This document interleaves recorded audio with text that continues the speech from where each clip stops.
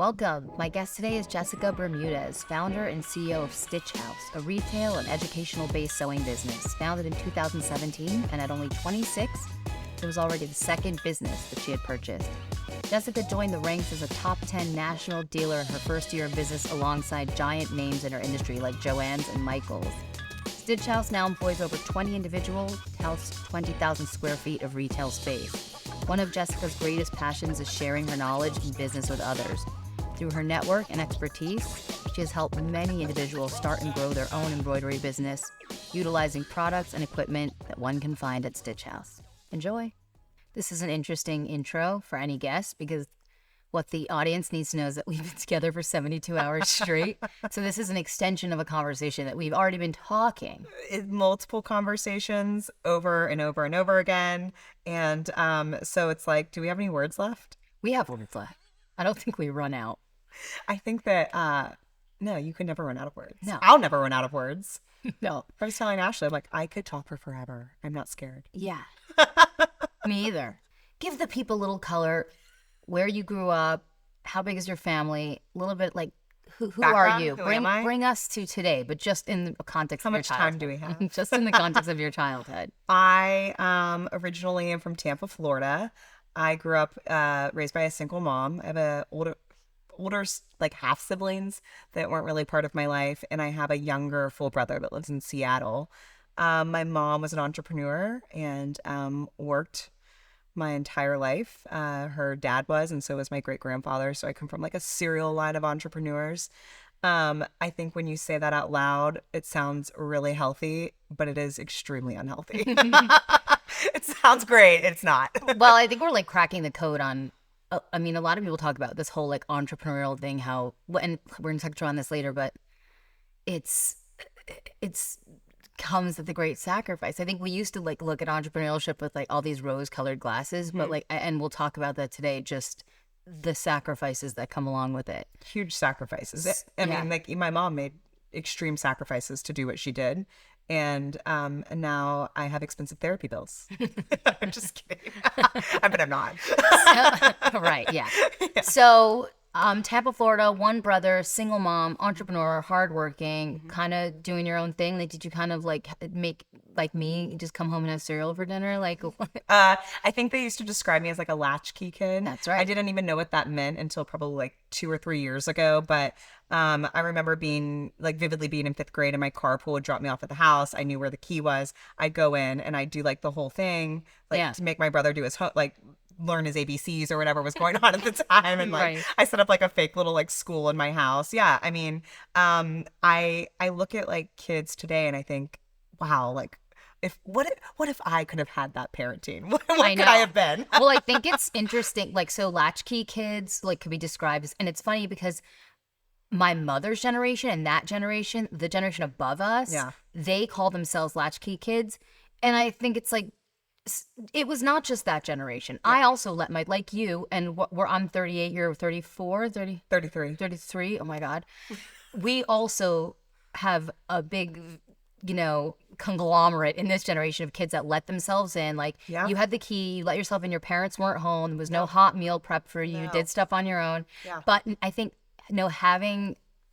knowing that we both had that, it really, you'll see the similarities in just how we are, what we went on to do. I think it makes a huge difference. Yeah, I wouldn't say that I had I didn't have like the most amazing upbringing. In fact, I always joke that I raised myself, and like that's how this turned out this way. But really, my mom was so consumed in what she was doing and she even kind of as in like this point of her life finally started to have these like self-realizations that she's never said to me before. Like, I didn't get to be there. She always says, I was the last person to pick you up from school, if she did pick me up from school, because she was working. I was the last person to walk into your recitals, so I always had to sit in the back because I didn't want to disrupt people to move to the front.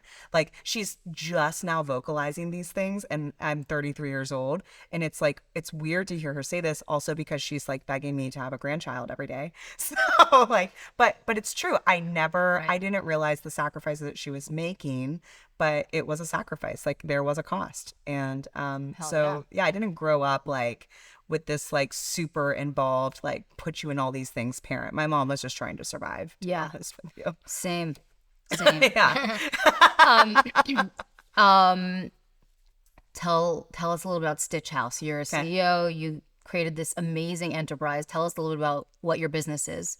So I decided at 26, I was working for my mom. My mom lives in Fresno.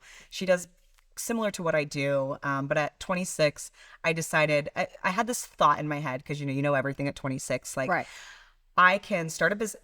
What I thought, I could start a business now at 26, and that'll give me 4 years. And by the time I'm 30, then I can start thinking about settling down. And I know it's hilarious, settling down and having kids at like 30. And in my head, I had this plan, right? So I'm like, I have to start a business now, Right. because I saw my mom struggle, start a business and do all these things. And I wanted to try to like get that under my belt so that I could focus on kids, in my 30s. Right. So I moved to Dallas when I was 26. My brother was living there at the time.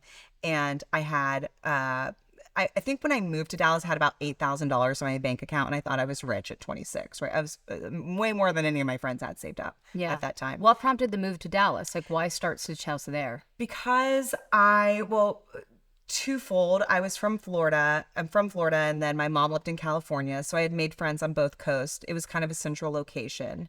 I had a boyfriend at the time, and he was in the military, and he got a military move to South Texas, and we kind of like lied and said I would like lived with him, and the military moved all my stuff to Texas for me. Oh my God, that's amazing. I was cheap. I had no money. Right. I mean, I was like broke, and my brother lived in Dallas, and then I just decided I was like sleeping on my brother's couch after me and that boyfriend broke up, and I was like, I guess I should just live here. Yeah. And so the crazy thing about how I ended up starting my business and chose Dallas was because I had made industry connections. I think it's really important. I'm always talking to people. Yeah. So I'm curious about people. I had made some industry connections in the sewing industry. And one day I was at a 4th of July pool party, and the senior vice president of Brother, which is one of the brands that I sell, calls me, and he's like, Jessica. And I was drunk. Jessica. I'm like, well, I don't know why I answered the phone. He's like, you'll never believe this, but someone in Dallas that owns a sewing store recently passed away, and she has no children. She's a widow. Like, there's no one like to take over her business. I think it could be a good opportunity for you to start your own business, like to purchase it from her estate. I had no idea what that meant. I'm like, that sounds cool. I like hang up the phone, get the worst sunburn of my life, and like move about my day. And Did he think of you because your mom and your family was in that industry, or this was a random call? So I had been trying to start a business for like 6 months. And it's funny, they don't give 26-year-olds business loans to start a sewing store. Right. Like trying to convince people it could be a viable thing. Right. And I was running out of money. I wasn't working because, my mom, I worked for her, and I had like left that job. So I wasn't working. I was living off of the little bit of savings that I had. And in my head, I was like, I'm going to have to move back to Fresno, which was like, honestly, I tell my mom all the time, my biggest motivator in life is that she lives in Fresno, California, and I never want to live there again. As somebody from Morristown, New Jersey, you're never going. Relate. Yeah, you're never going back. So I was thinking I'm gonna have to move back to Fresno. I was trying to like get a business loan, secure a lease space. Like it's just not. No one takes you seriously at 26. Yeah. 25 when I was like really looking to do all this stuff. And so he knew that I was like kind of running out of options, and that it was potential that I was going to have to move back to Fresno. And so when this opportunity arose, he knew that I was going to want to open a store somewhere. I just didn't know how I was going to do it.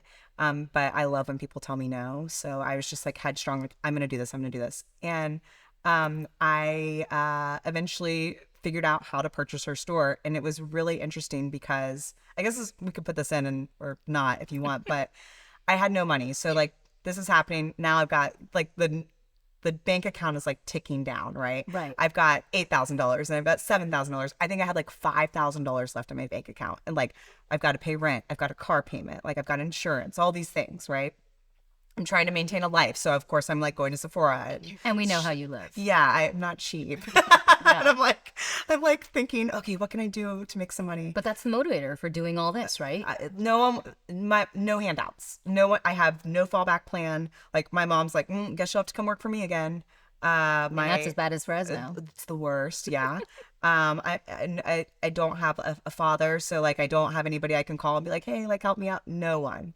So I get the contract for this woman's proposal for me to purchase her business. It's all coming from the estate because she's dead. Okay.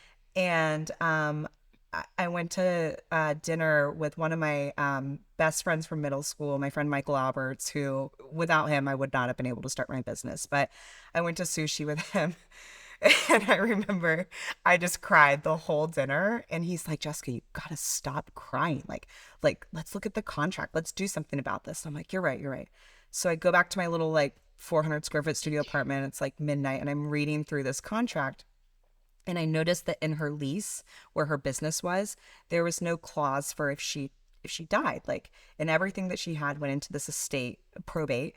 And so the company that was leasing her this commercial space was going to get the remainder of the balance for whatever was left on her lease. And it was something like $68,000. So if they didn't get anybody to take over the space, the leasing company would say, hey, she had 2 years left on her lease, and that's worth $68,000 that's owed to our leasing company. Okay. So I found value in that.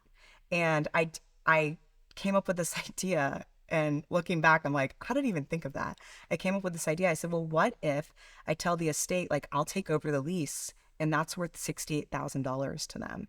And Because it would have been a huge hit for them. they were going to sell her house, maybe a $300,000 house, and this real estate commercial company was going to take $68,000 of it and say that's ours because we have a contract. That's right. And so I called my friend who was an attorney the next day, a real estate attorney. I was like, hey, what do you think about this? He's like, send it over. Let me look at it. He's like, you're right.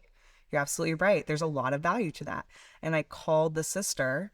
The sister was alive. And I said, hey, I don't have a lot of money. I mean, I can get like a small business loan. It was like less than a car. Right.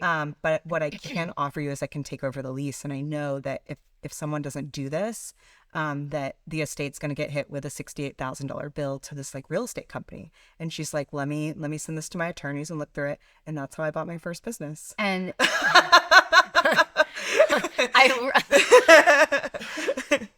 Okay. so Stitchouse is like, I want to say a sewing depot. It's like I call it the Neiman Marcus of sewing, because it's like, okay, you can go to like Walmart and see their sewing machines, little singers, whatever. Right. And you can go to Joanne's, you can go to Hobby Lobby or Michael's and all this. But when you come to Stitchouse, it's like a customized personal experience. Okay. It stems from my obsession with retail. Yeah. So, I before you and I connected, I had no idea. Yeah. This booming industry that is sewing. Once you start to think about it and process it, you're like, of course, almost every single thing we're seeing, upholstery, couch, even in this room, you would need Also, sewing machines for. But it's just something you don't think about. But you did. Your mom did. my mom did, but it's not the same industry as it used to be. Right. And I think what's cool about sewing is you can make it whatever you want. Right. And since COVID, like the young kids started sewing. That's right. They all got on TikTok. Like Sew Talk is huge, millions and millions of followers with all millions of likes, millions of videos, and it's all like kids. Well, sustainability is like Gen Z is all about the They sustainability. hate fast fashion. Yeah. And they're all just like They're healing the earth. And the other thing is they want to dress like these celebrities that they see, but they're not buying. They can't Their afford it. parents aren't buying them $1,200 pairs of pants. Right. So then they go thrift something and then they make it look like that. It's cool. I just think it's so cool. It's cool. I don't have that gene. To be the first thing everybody always asks me is, "Well, do you sew?" I actually thought that too when I found out what you did, but I knew the answer, so I didn't ask. I do not sew. No. I take my clothes to a tailor. Same. I wish I did, but it's not in my blood. Yeah. Also, I'm running a business. Like, and that's kind of the crazy thing about my industry is that a lot of people are in a hobby, like niche industry. That's right. And they think that because it's hobby, you're a hobbyist. It's like, no, I'm running a business. That's right. It's purely business for you. Yeah, Do you see your business changing? Like will AI affect your business? Do you see it changing? Are you thinking about making some big stuff just as like time goes on? Because like retail is changing. So what does that mean for Stitchouse?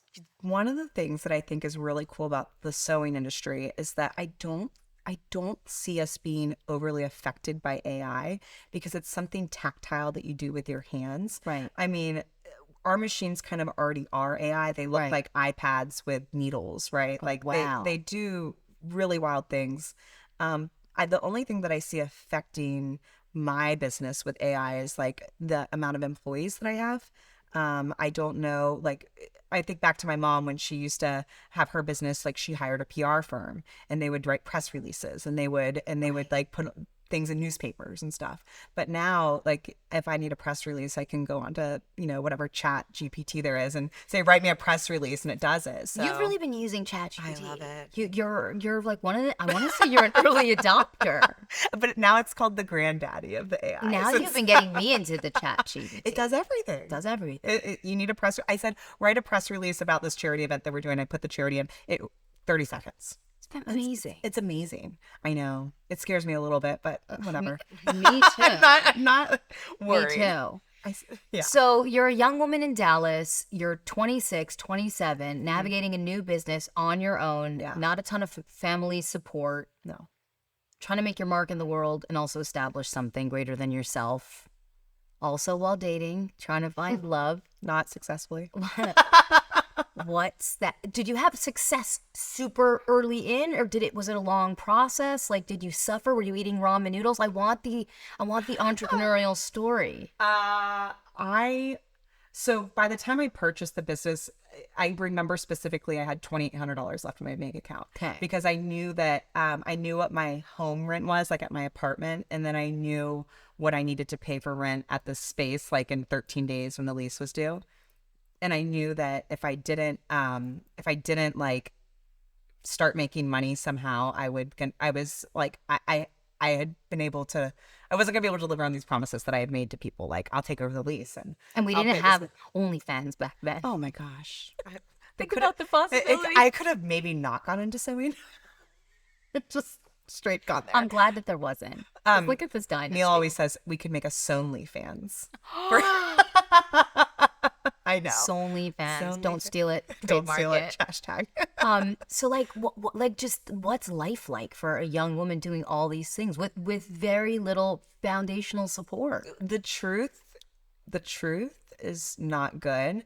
I was very vulnerable, and I met probably the worst human that you could ever imagine that really picked up on that vulnerability of a 26-year-old in a new city that just started a business and had no money.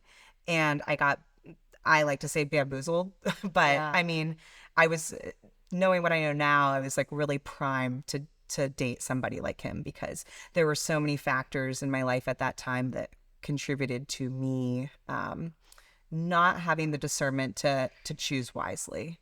And so I got hooked up with the wrong guy that really took advantage of me for many years and my business. And, it was unfortunate, but it was a lesson I learned. And Yeah. so that put a crutch in my like business 26 to 30 date show that derailed the whole plan. Derailed the plan. So it wasn't easy. Right. Yeah.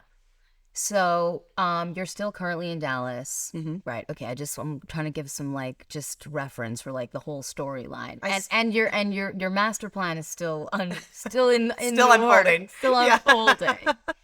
I mean, I'm just trying to imagine. I didn't get any of those experiences because when I was 26, I was having my second kid. I know, but I'm jealous of you. So, You always want what you can't have. yeah, because I look at your life and I think to myself, I wish I had spent. I mean, of course, I love my babies,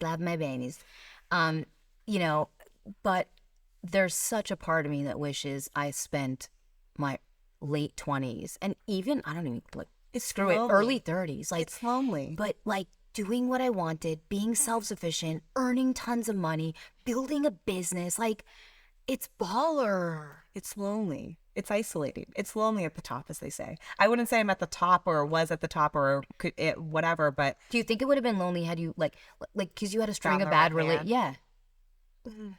no, I think I think that when you start to make money and you have a business, I think your dating pool becomes smaller and smaller. Yeah. You're looking to like date or procreate or whatever with someone that you either at least matches you or exceeds you. Oh, exceed is like the goal, right? Right. But at least match. And so I always say I'm not asking for something that I'm not already doing. Like I do this for myself. I have my own business. I have worked long hours to make it what it is today. And I'm at least looking for that match. And so I don't know. It's lonely. That isolates you even further. It's like you can't go date like, just whoever Right. anymore. Because especially when you've had an experience like mine where someone's taken advantage of the situation, you're hyper aware of that person, Their motives. their motives. You're hyper aware of it. There's like a target on your back, it almost feels like. And the more that you make and the more successful you become, the more people like look at that and think, oh, I want a piece of that, or I should have some part of that. And it's scary. It's actually, you become more and more isolated. Yeah. It's not what people think. It's not like, oh, this baller girl driving around Dallas and doing these things. Yeah, because that's what I think. It's not. It's not. It's like you become more and more of a recluse because it's like I don't want anybody to like get the wrong impression of me Or take what I've advantage. worked. Yeah. Yeah. And that's what it kind of can feel like sometimes. Yeah. Damn, Gina. It's rough.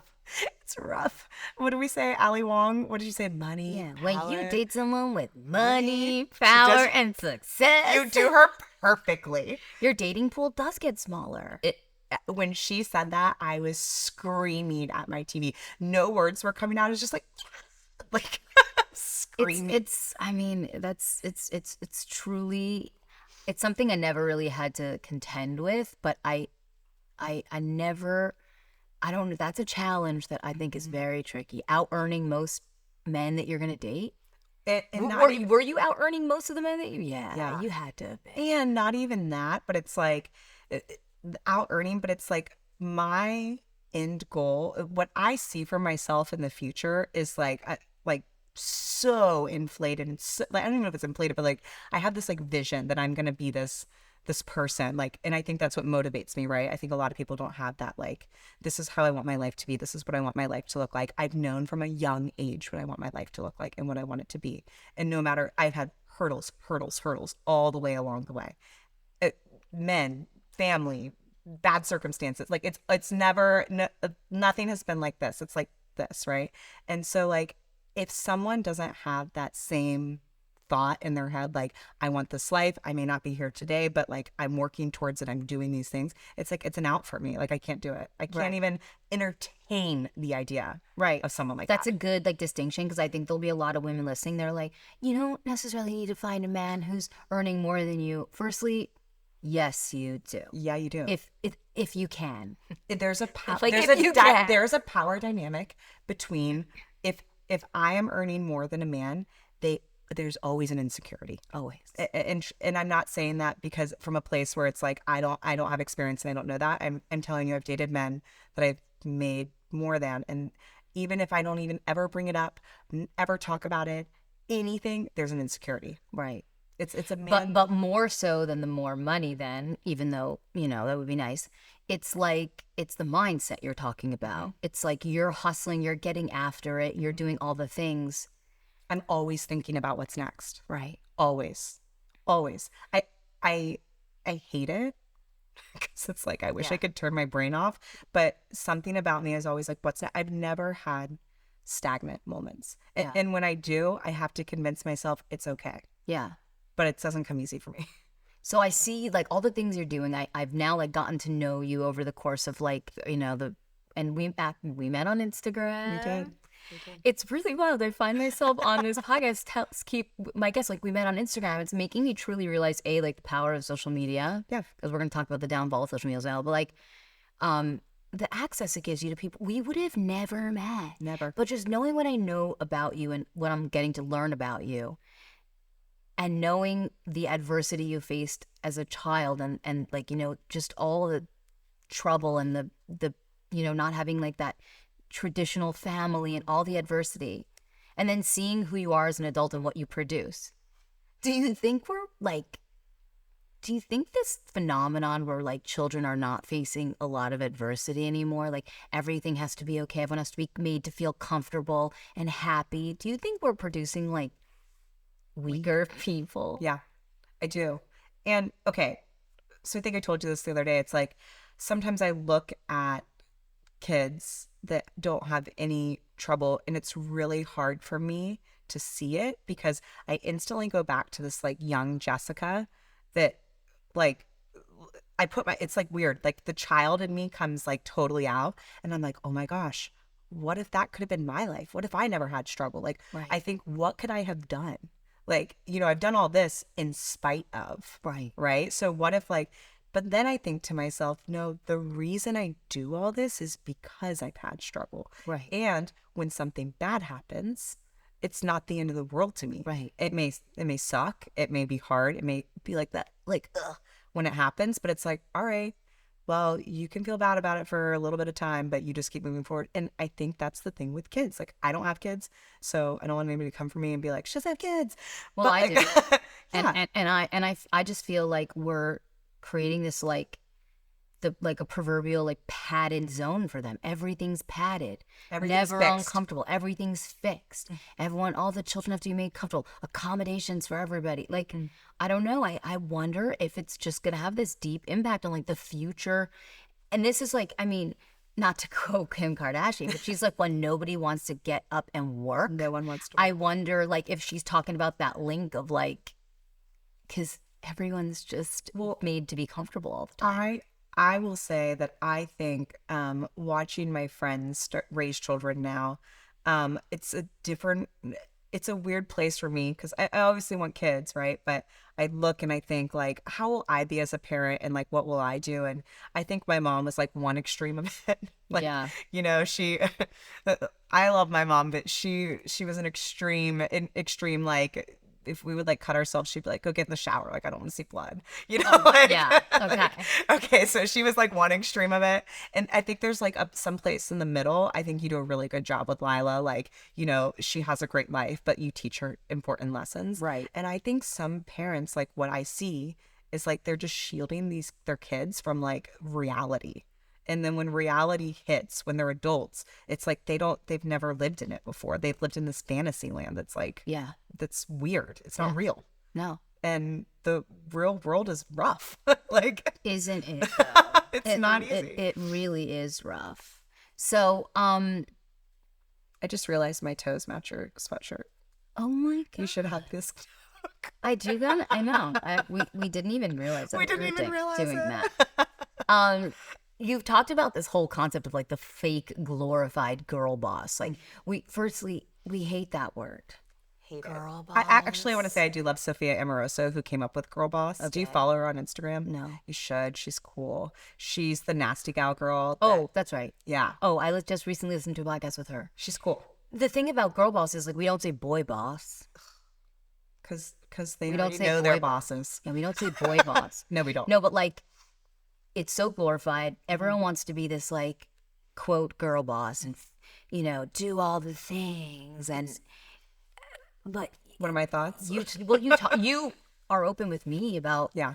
times when you feel like crumbling or just like It's harder as a woman because people expect you, the expectation is that we're emotional. right, that's Right. true. And so when you feel almost hypersensitive to that because it's like, okay, well, they're expecting me to be emotional here, so I really can't, even if I feel that way. Yeah. You're always aware of how other people perceive you. And it's like you are making these decisions that are emotional decisions. A lot of decisions, all decisions have emotion involved in them, right? Yeah. But you can't show that because that's what they expect you to be upset or angry or mad about something. One of the things that when I first started, I had a rep, and he would always say, "All right, kid," and I'd be like, "I'm not." First, I was young and a woman, so I had two like very hard things against me, and so I fought the ageism for a little bit. Now I get a little respect, but now it's like, "Oh, it's fine, Jessica." It's always like a pat on the head. I hate it.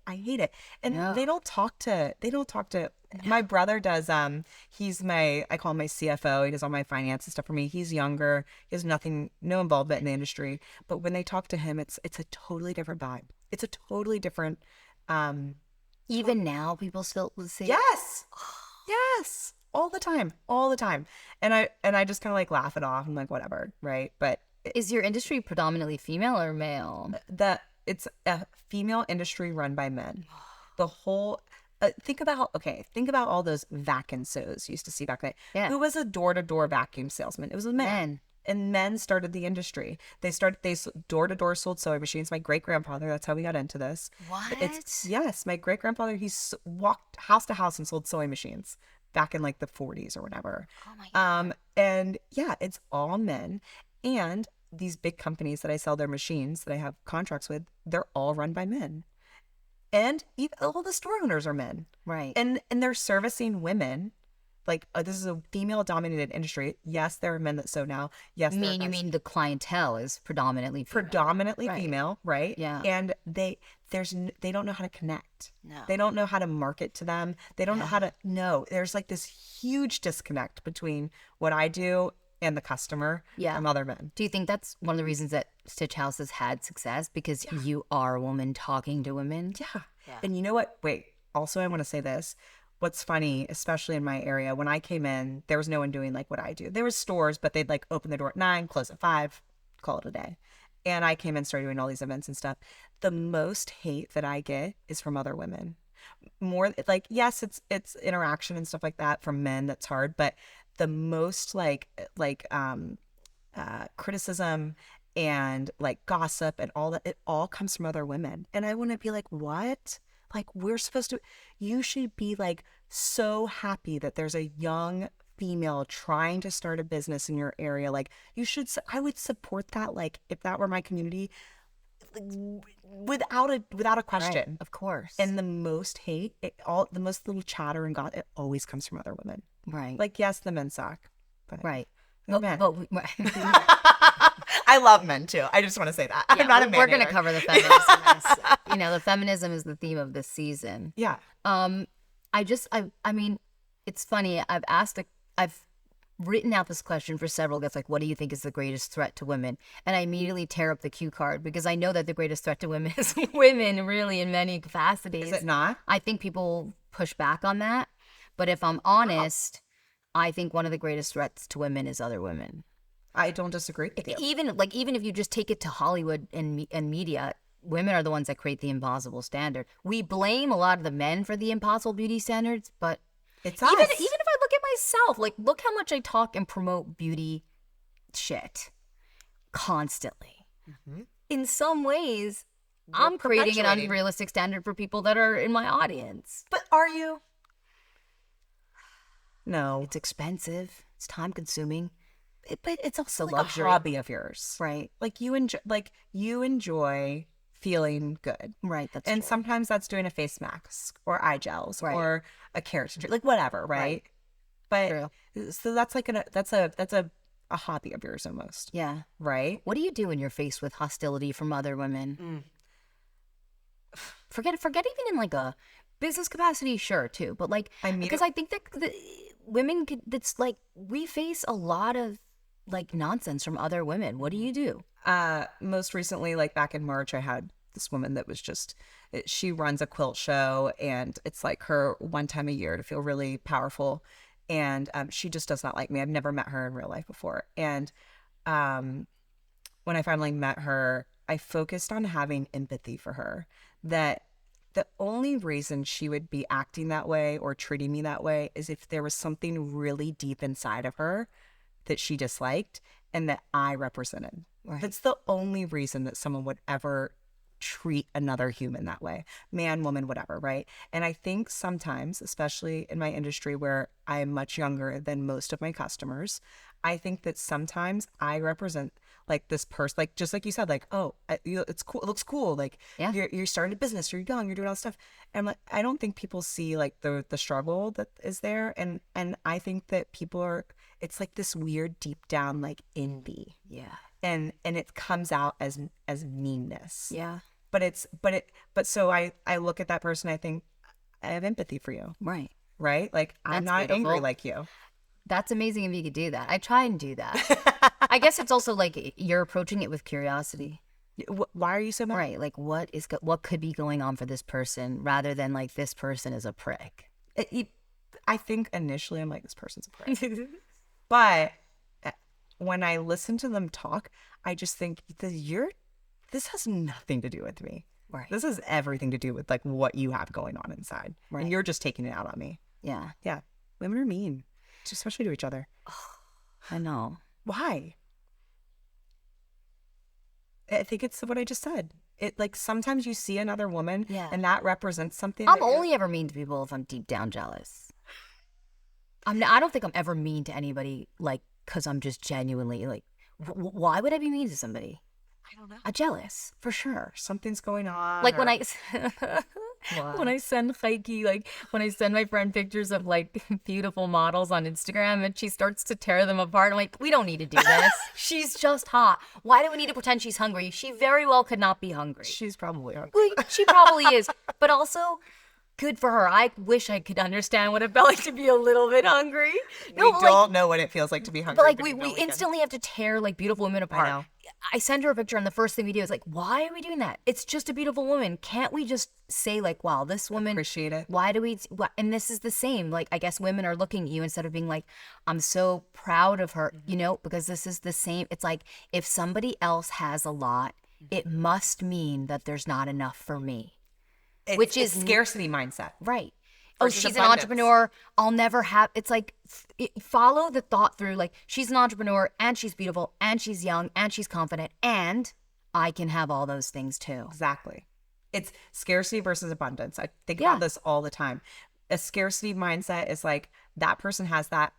There's not enough for me. I hate that person now. That's envy, right? Exactly. That's different than They're jealousy. taking from me. Yes. Jealousy is like, oh, I'm so jealous. I really love that sweatshirt. I want that sweatshirt. But it doesn't always present that way. No. Jealousy sometimes doesn't present as like that conscious, I would love that. Like, but envy has bad behind it. Yeah. Envy's like, oh, Adel has really cool sweatshirt. Now I want a really cool sweatshirt and I hate her because I don't have it. I hate her. That's envy. There's a difference. Jealousy is healthy. Like Right. being jealous of people, but not like to a large extent, is like it's a motivator sometimes. It's like, I want that. For me, it is. Yeah. But envy has hate behind it. It has meanness behind it. Yeah. And you never want to be envious of people. It's okay to look at something and say, I wish I had that. And Yeah. I'm a little jealous of that. But it's not okay to look at something and say, I hate someone Yeah, because of it's it. like the difference in like teasing and like making fun of or embarrassing. It's like a Yes. tease is cute. Like I tease everybody. Yeah. But that's fine. Right. But then being like malicious, that's Yeah. a totally different thing. Yeah. It's totally different. I had to work on that a lot. Like I was like being jealous. Yeah. Like What about being envious? Like, you're not envious. I can't even like I used to follow a lot of like entrepreneurial, like female entrepreneurs to like get motivated. And I was starting to just feel like, oh my God, I can't like just perpetually watch all of these women achieve success all the time. It's like watching anything all the time, right? Yeah.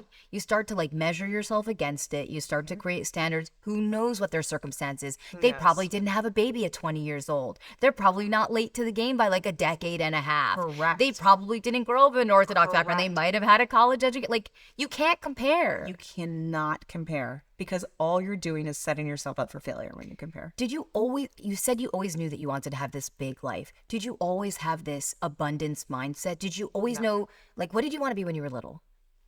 A marine biologist. Stop it right now. Yeah. I mean, I've lived an hour and a half from SeaWorld, so I wanted to trade dolphins. No. Knowing you now. What did I want to be when I was younger? Independent. Okay. Seriously. Yeah. Because I grew up, I was very independent as a kid because that was all I had. Yeah. But what I wanted to be able to do was take care of myself, which sometimes I get really anxious, of course, right? And I was thinking about this the other day. I was walking my dogs and I was so anxious. I was like, I get on a loop thinking about business stuff. Like, this is wrong, this is wrong, this is wrong. And then I walked into my house and I put up my dog leashes and I'm looking around at like my furniture and like I'm lighting an incense. And I thought to myself, wait, what if I've already done what I wanted to do? I've created this life. I'm doing it on my own. I don't depend on anybody else. Like what am I so worried about? I'm doing it. What are you so worried about? I have employees. Yeah. I worry about it. I worry about other Are you people. worried about failing? Oh, 24/7. I I always am worried that I'm going to end up homeless on the streets, having to like hawk my like Bottega bag or something, you know, Truly. like seriously, I wish I wish I didn't have those thoughts 24/7. Yeah.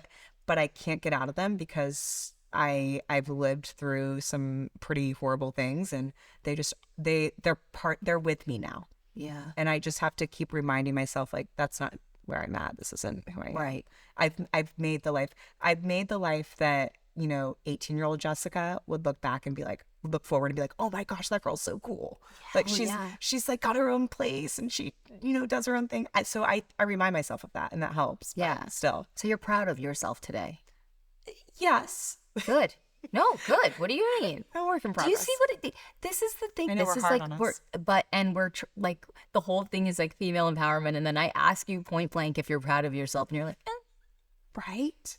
why don't we just say, yeah, I know. I'm proud of myself? You know what though? People, you know why I hesitated there? It's because it's like, what are people gonna? I thought to myself, what would people think if I said yes? What could be bad about being proud of yourself? What could be negative about that? Could people like see people misinterpret as like arrogance?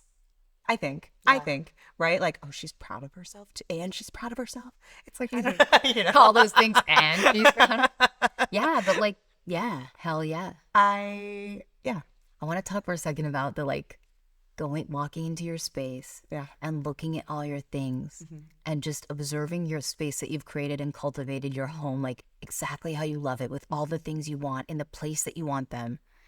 What that does. I can't even, we were talking about this the other day, I can't even wrap my mind around being in a space that isn't like that. Because when I am, it's like it's a reflection of me, right? When I come home, I've had a chaotic day.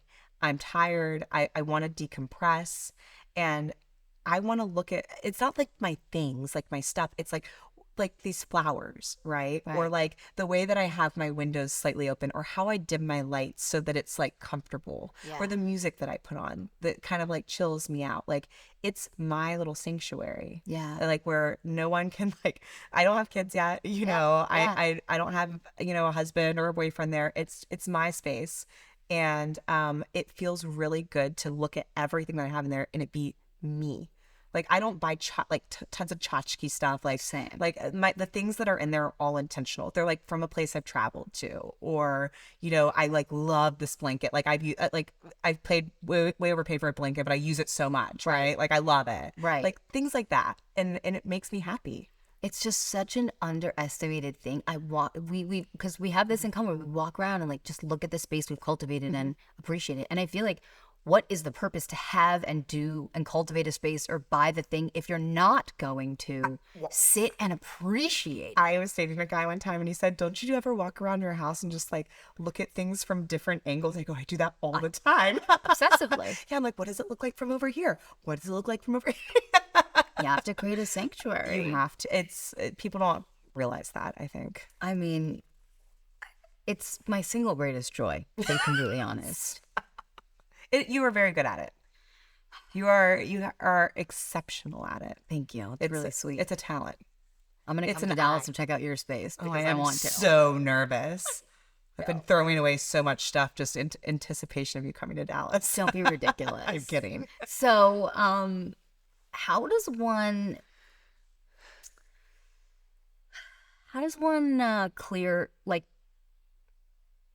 create a healthier mindset around attracting the kind of man that's not gonna destroy your life, but rather build it up? What does that look like? What's that journey from terrible men to good guys?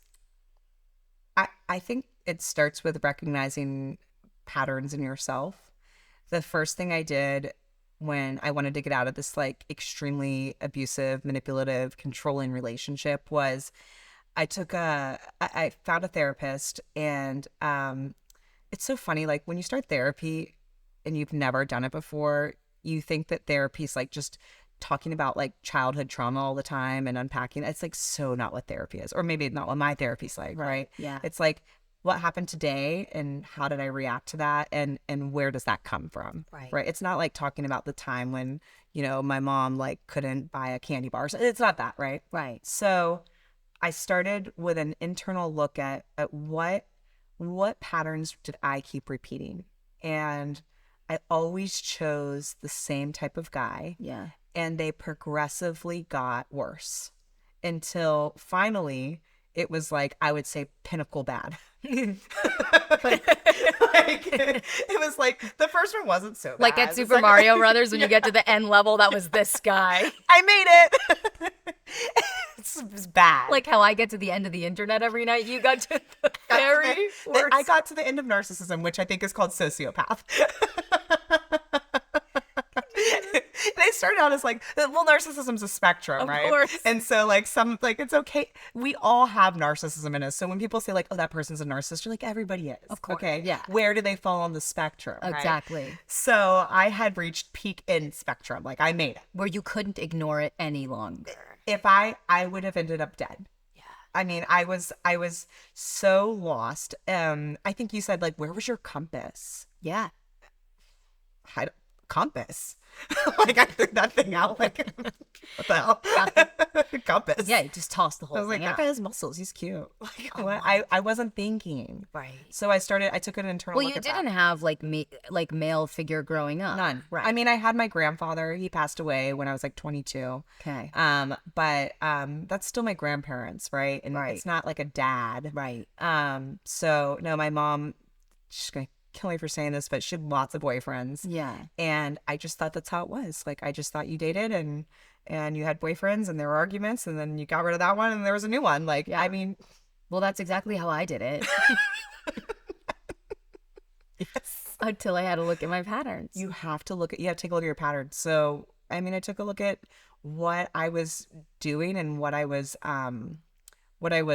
allowing. And then when I started dating again, it was much easier for me to recognize, like the first person I dated after that really horrible relationship also ended up being not so great. But I recognized it like in 2 months. Right. So I didn't let that go on. It's like when you let it go on and let it go on, the more you tolerate, the more you allow, then like that's when it becomes bad. Like you're in it, you're stuck. That's what they do. They weave these webs so that you can't get out, right? Yeah. But when you notice it in like 2 months, it's like no skin off my back. Right? Exactly. Like, you're out. So I got good at that. Yeah. And I would always like feel really proud of myself that like it's like, all right, well that one didn't get away with that. You Yeah. know? We figured that one out quickly. And I just kept doing that until, So good therapy, basically. my therapist. But Yeah. you have to do the work. I always say one of the things I'm most grateful for with owning my own business is like that I have the luxury, and I know it's a luxury, to be able to afford a good therapist. Yep. It's a luxury. I mean, my therapist doesn't take insurance. I have health insurance. He's cash pay. Yeah. It's a luxury. Yeah, it is. That I'm grateful for. That's why it's like I'm always trying to find like useful tips that like because for therapy is expensive, and I know it's funny, like the American culture is like therapy. Yeah. Without anyone really ever considering that, like, I don't know, a vast majority of the population cannot afford therapy. Cannot. No. Or where do you find a credible, good therapist? Exactly. I got lucky. Yeah. I mean, I think that was finally like the universe throwing me a bone. Yeah. I mean, for the first time in a long time. Getting that win. I got a win. I mean, the universe was like, all right, come on, like this way. And I found it was the first therapist that I went to.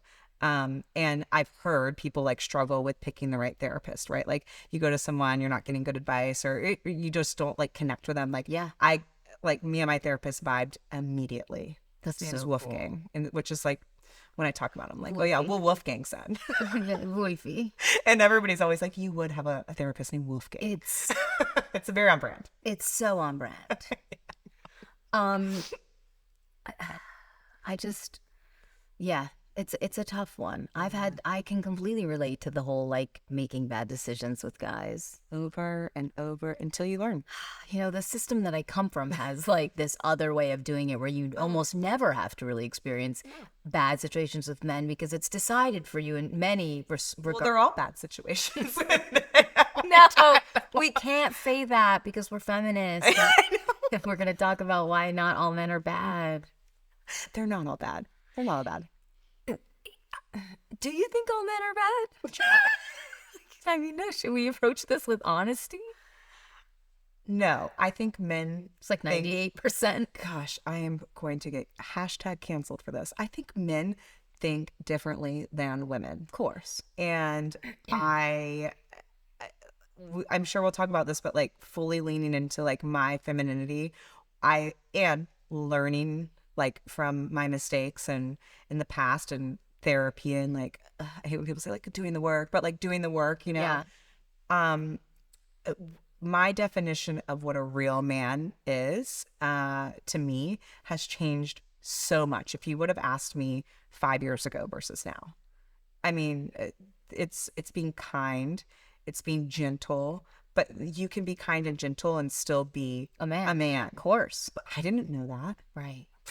I You thought like men was like that strong arming. Yeah, muscles and I guess if you don't grow up with like a prominent male figure in your day-to-day life, you have to sort of like fantasize and piece together what a man is based on all the things that movies, TV, and media showed you, in which case you're just putting together the most muscular, tall, big, brawny knight in shining armor. Oh, I was primed to a be gym love bro. bombed. A gym bro. I was primed to be love bombed. Yeah. Primed. I was like, oh, he's taking knight in shining. No. He's doing a grand gesture. Yeah, not real. Right.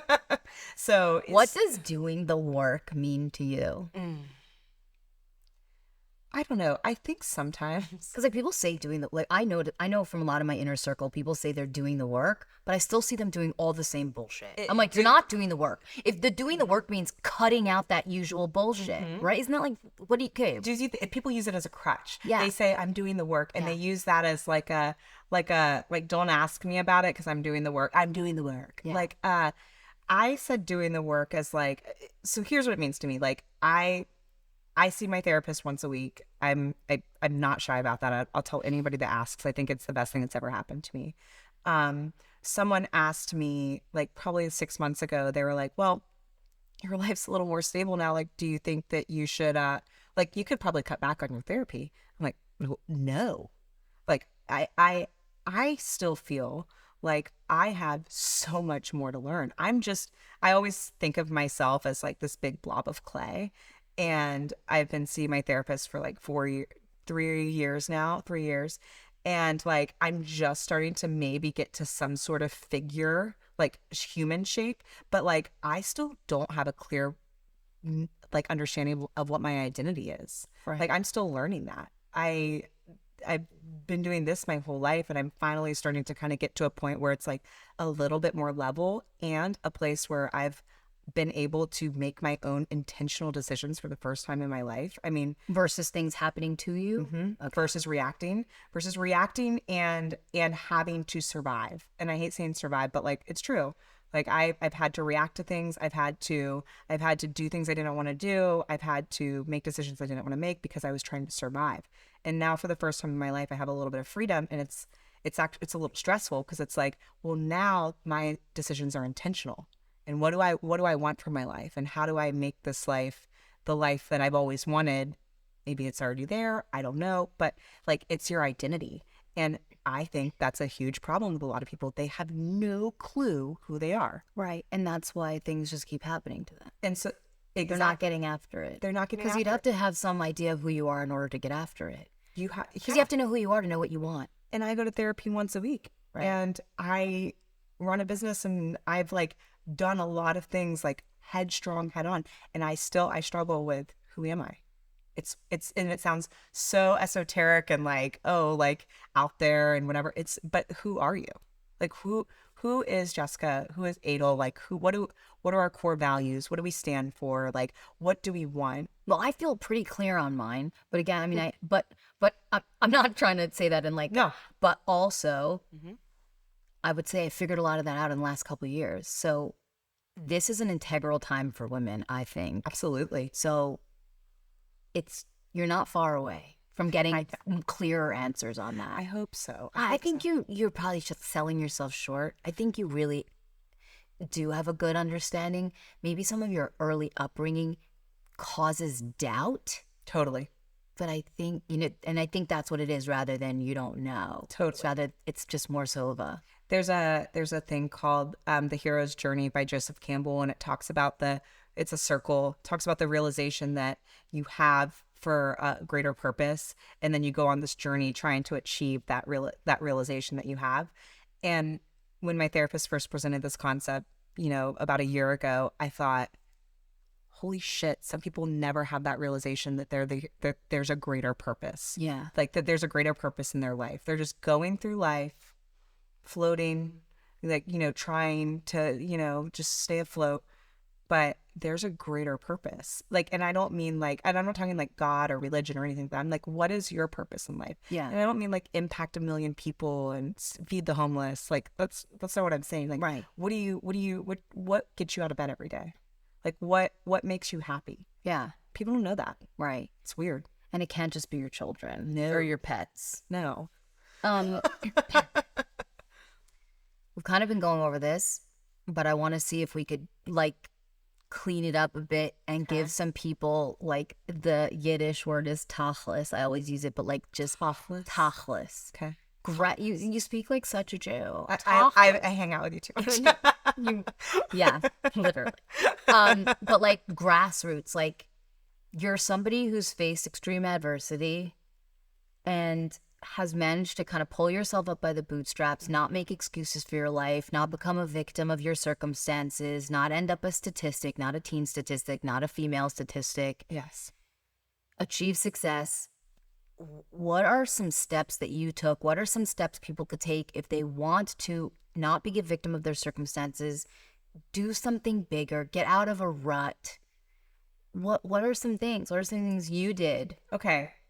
I was like, as you're asking me the question, I'm like thinking like, oh my God, how am I gonna answer that? But I'll just apply it practically for a second. Yeah, let's do practice. So, when I first got rid of that really horrible guy in my life, I had to file for a protective order against him. It was a very scary time in my life. I had this massive business with lots of employees, and I was just like, I felt literally terrified. That's how I would describe my feeling every single day. Terrified to go to that place again because he knew where I was. He was really angry. I knew how violent he was. I wasn't sure how much that would escalate with, this new, he was wearing an ankle monitor. So that's the level of like violence that we were dealing with. The judge put an ankle monitor on him when she granted my protective order.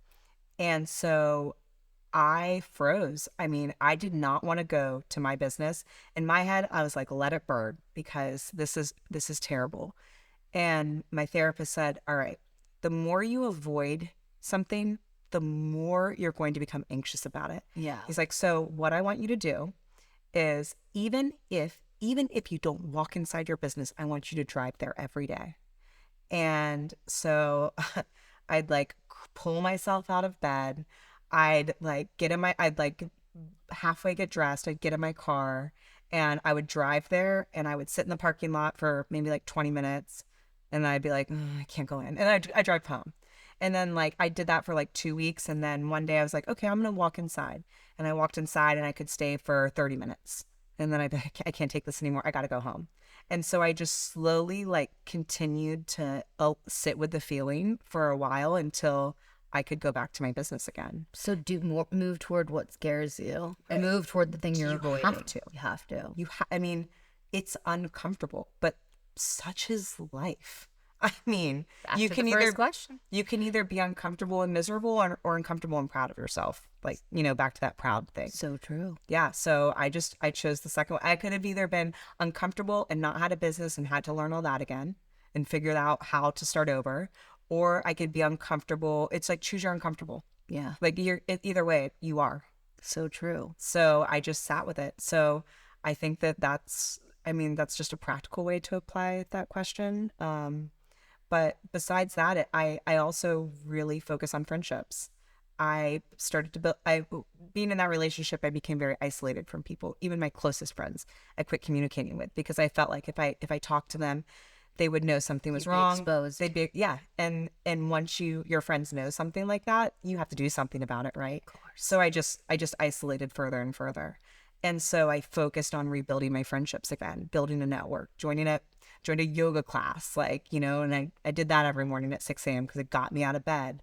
I focused on like going to coffee with that girlfriend that I hadn't talked to in years, or getting lunch with that group of people that like I'd avoided for years. That's such good advice, and I love that. You're somebody who's really good at making later in life friends. You've done it with me, you've done it with other people. Like, just see the way you run your life. It's a scary thing to make friends later, to be vulnerable with other women, to do it as an adult. Why do you think it comes easy to you? What's the, you just don't even care. What do you have to lose? I invited you to my house as a stranger, and you were like, okay, and you slept over. Okay, well, that goes back to pattern recognition. I do have a lot of friends. I wouldn't say I have a ton of friends. I have a good group of friends, but I have been selective with the people I've put in my life, even women, Right. at this phase. Yeah. And I think that some women just that they're okay. I'll just speak from my personal. I won't like make assumptions about other people. I'm naturally curious about people. I want to know more. I want to know what makes people tick. I want to hear stories. I want to understand people because I feel like the more I learn about other people, the more it expands my own world. And I've been on this journey to expand my world since I was a child. Same. Yeah. You never know what you're going to learn from somebody else. You never know what valuable lesson they've learned that you can learn from. Or even just experiences, like broadening your world. Life is just not fun when it's so insular and small. The community you come from, where it's like, it's very, Well, it's you very have a lot of, close-knit. you'll end up with a lot of friends, but your experiences are very limited to a very specific kind of experience. And so don't you just want to know more about people? I do. don't know. I'm curious. Yeah. And also you never know where things could take you. Yeah. And like I said, I've been on this journey, like trying to, carve out this life for myself. Yeah. And that doesn't happen sitting in my home and never leaving. Do you walk up to women at parties or events No. and introduce yourself? You know what's so funny? Like, okay, when we had our little like girls' night the other night, how do you call it? Oh, Kugel Club. Kugel Club. I'm learning the Yiddish, Yeah. right? Okay, so that one girl was like guessing all of our zodiac signs. No one ever guesses me as a Sagittarius at first. Yeah.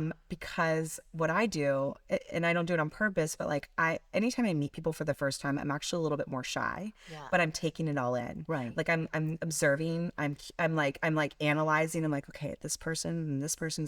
So I'm not like that outwardly like extroverted person, but I am thoughtful. And so when I do have a conversation with someone, I've taken it all in at that point. Okay. It's like I know how to talk to them, and I know like, all right, well, you seemed a little more timid, like I'm going to approach you this way. And it's not like manipulative, it's like it's careful. Yeah, you're observing and then you're thoughtful about your approach. Yeah. So But like, are you the aggressor in your friendships, like to get after it? No, I think I was the aggressor. Yeah, I was like, I'm calling you on the phone. And you're like, hello? You know what it is? I'm not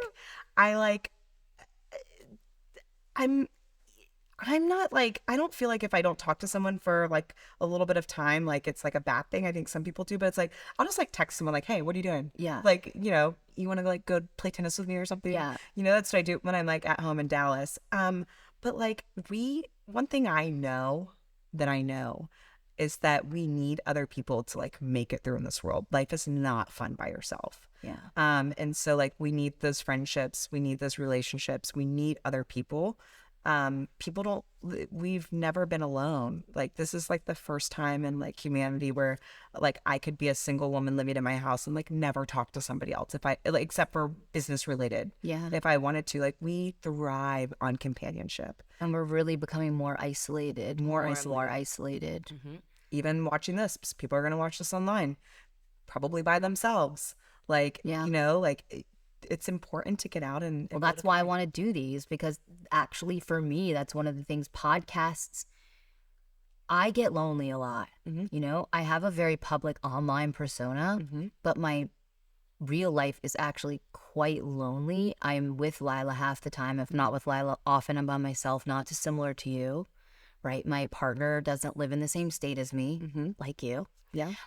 So, and even just like that's one of the reasons I was drawn to podcasts, because I felt like for a moment I was in a conversation. Like you're listening in, you're not speaking, but you just, I don't know, because You're observing. I find myself being so alone so often, which I never used to be. But society really is in many ways making us be alone We more. were driving through LA and it's like, you're like, see, this is why I don't leave my house. I'm like, well, I don't disagree.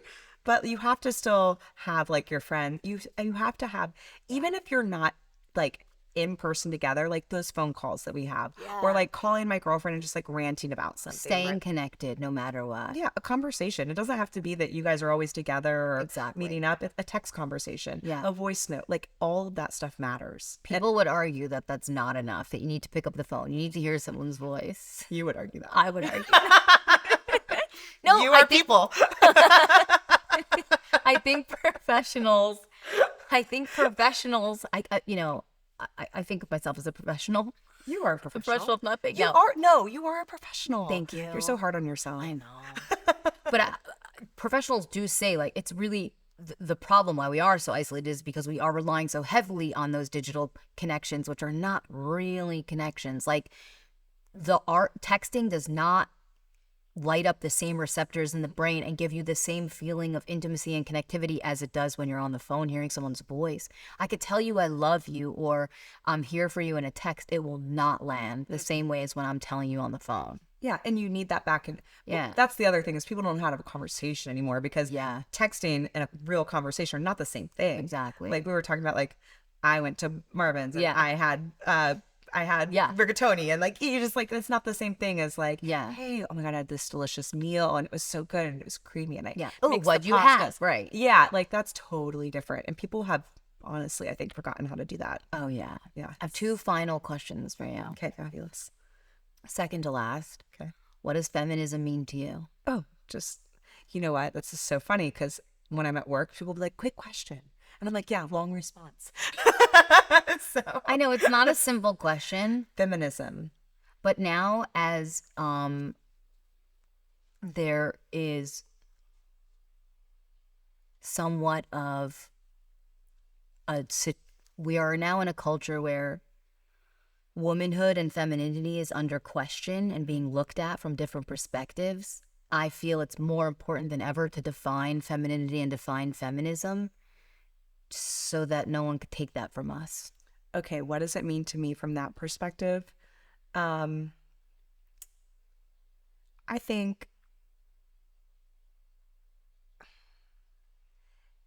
if you try to focus too much on all of the things that are attacking us as women, because there's a lot right now, you could become very sad. And what I try to focus on is being a role model for other young girls, kids, people my age, older people, about doing what was really hard in spite of the fact that I'm a woman and a young woman. Okay. And to me, that's feminism. Like the feminism is like in me, right? Like I don't look, feminism is not, how about I start with what it's not? Because that can maybe help me in this question. It's not like showing your boobs on a screen. Like to me, that's like the opposite of feminism. It's like Strong you're screaming. agree. Yeah, you're like screaming for like help. Right. Right. Like, oh, she's desperate she needs attention somehow. Right. Feminism is like, and it's not like this fake like, I support women and I do all this stuff, and then like you're talking behind women's back, or you're gossiping about women, like, you know, kind of like what you said, like tearing down women. Yeah. Like that's not feminism. Feminism is like being comfortable with who you are as a woman and just owning that and not making excuses and not like playing to this like weird agenda that's out there and being pushed. It's like, I am who I am. I know it's been tougher for me because I am a woman, but I don't make that my narrative. I just keep going. Yeah. It's like, it's something that like, it's almost like you can't put like your hands on it. Like you just feel it's intangible. It's intangible. Maybe that's why it's so hard. Mm-hmm. It's That's why I think femininity and womanhood is so under attack in some capacities right now, because it's so intangible. We know what is a man, right? We know. Men are in many ways have been very consistent in what they do, what they are, and the way they present. Whereas women, we have now taken on both roles in many capacities. Used to like the men, we're coming into both of those roles in some capacities, and yet still maintaining all of that womanhood. Still maintaining, getting Brazilian blowouts and manicures and doing our makeup, and it's not easy. I said the other day, it's like I got a Brazilian blowout at 8 a.m. I went to work, I made money, and then I got a Russian manicure at 6 p.m. I'm like, men could never. That's femininity. That's your feminism. Like that is like it's but also I struggle with this a little bit, Adel, because I pigeonholed myself as this like human, as a woman, like an independently successful woman. And it's like, I kind of honestly like dial that back a little bit. I like, we go back to the whole girl boss thing, and it's like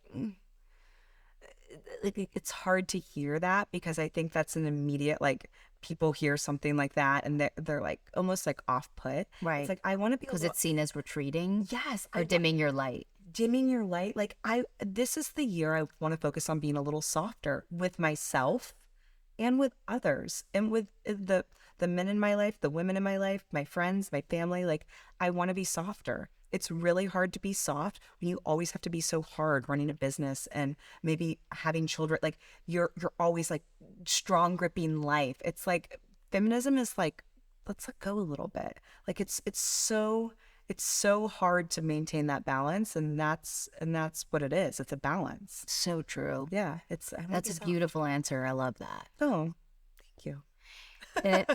In an ever-increasing world where things are so uncertain, Yeah, and tomorrow is not guaranteed, all the noise. yeah. How do you stay grounded? What are your best practices that keep you anchored down into the ground when you feel like you might fly away?